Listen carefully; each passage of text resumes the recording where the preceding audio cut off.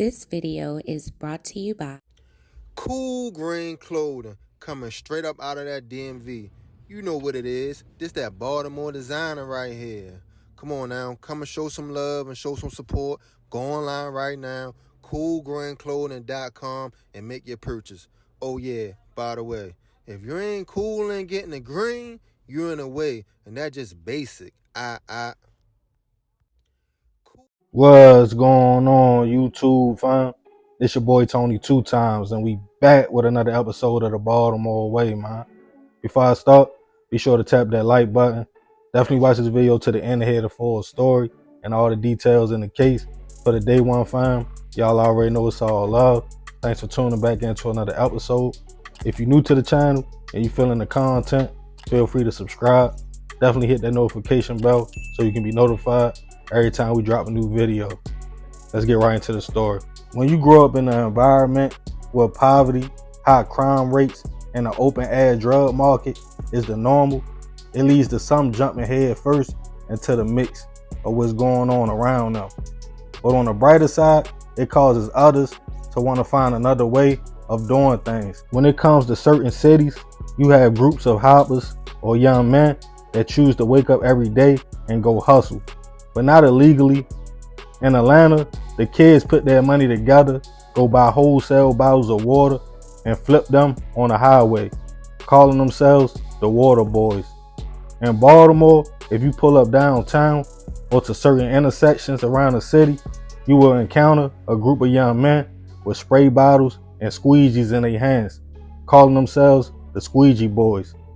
They walk up to every car in an attempt to clean windows for a few dollars, trying to create a legal hustle and not become a product of their environment.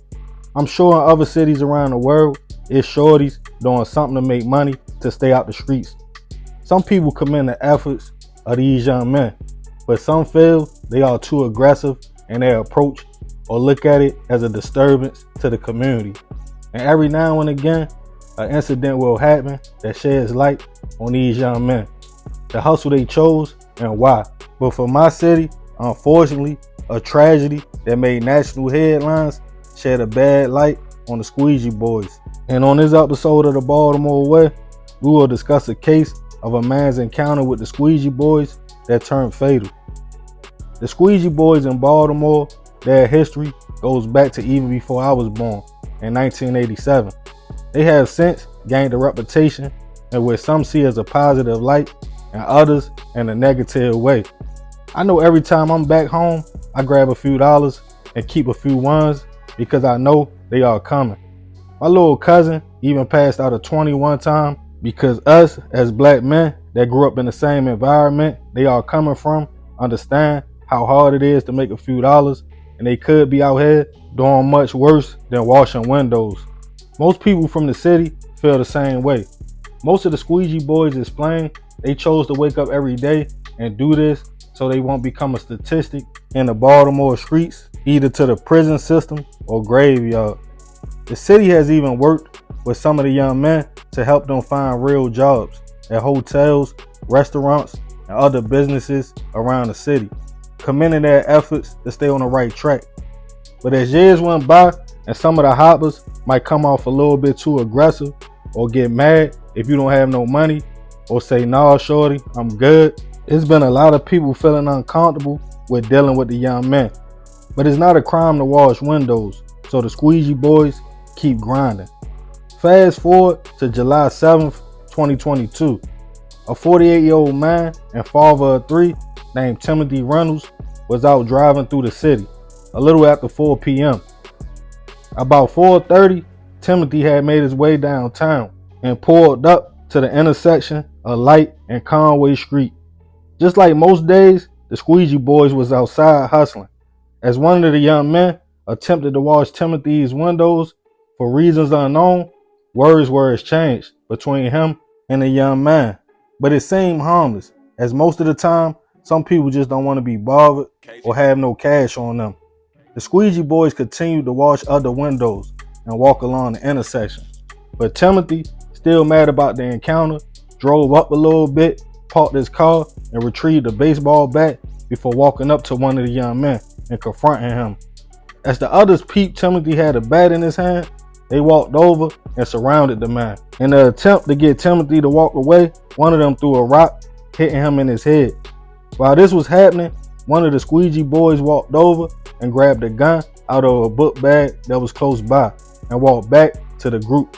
By this time, Timothy was swinging the bat back and forth. As everyone was dodging the swings, he then attempted to walk off before 5 shots was fired, striking the man, and then the group fled. Witnesses at the scene called BPD, who responded to the location to find Timothy suffering from multiple gunshot wounds. He was rushed to a local hospital where unfortunately he would pass away from his injuries. Witnesses back at the scene told police Timothy got mad for whatever reason and approached one of the young men with a bat. From there, the situation got out of control. Being that it was downtown where the incident happened at, detectives were able to get footage from city cameras. It caught most of the incident, showing Timothy, the group, and the hopper with a pink shirt, who they determined was the shooter. Shell casings on the crime scene matched the gun found in the book bag, found not long after the incident. As Timothy's family got the news, they were heartbroken and described him as a good man and father and a big Baltimore Ravens fan, stating they wanted answers and justice for the hit.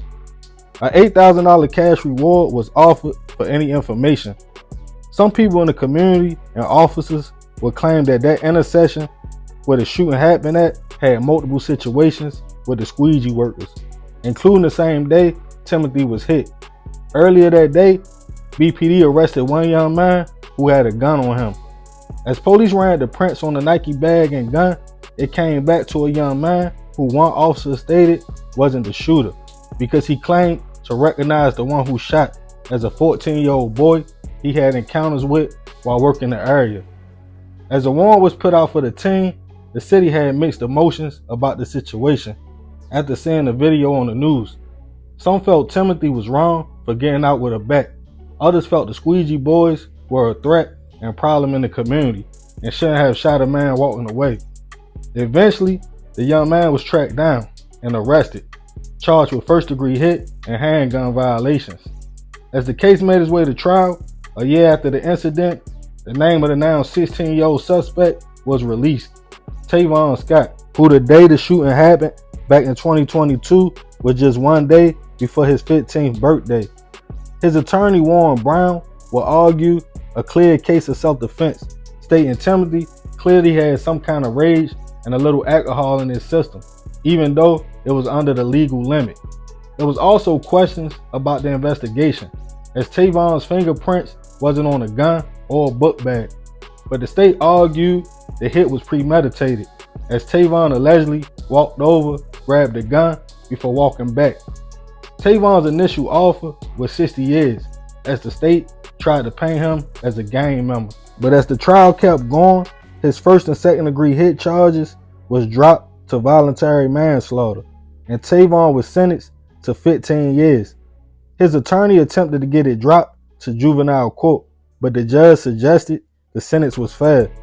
Timothy's family felt there wasn't justice, but accepted Tavon was only 14 at the time of the incident. As it was stated, no one won in the situation. Rest in peace to Timothy. I send my prayers and condolences to his family. The city has since cracked down on certain areas the Squeegee boys can work, and are continuing to work with programs and companies to help them find legit jobs. I'm gonna play devil's advocate on this one. I'm not sure if Timothy just had a problem with the Squeegee boys, but as we all know in Baltimore, they might crack a little slick out their mouth, but that's their little hustle. The only thing is, Timothy had time to leave, but instead, he parked his car and jumped out with a baseball bat. Unfortunately, when you choose to engage, for every action, there's a reaction. And as for the Squeegee boys, they can be a little bit aggressive. I know from experience, sometimes they won't even ask and start cleaning your window. You might not even have a slug or dollar bill on you at the time, and they will definitely get mad. My advice is, just ask the drivers first and understand we all in the same boat, trying to maintain day by day. Some people might not have it. Shorty was 14 and was probably thinking he was doing the right thing by trying to help his friends, but in the end, everybody lost. Yeah, man, crazy story. Y'all definitely let me know what y'all think about this one in the comments. Be respectful. I appreciate you if you made it to the end. Y'all already know it's all love, fam. It's another episode of the Baltimore Way.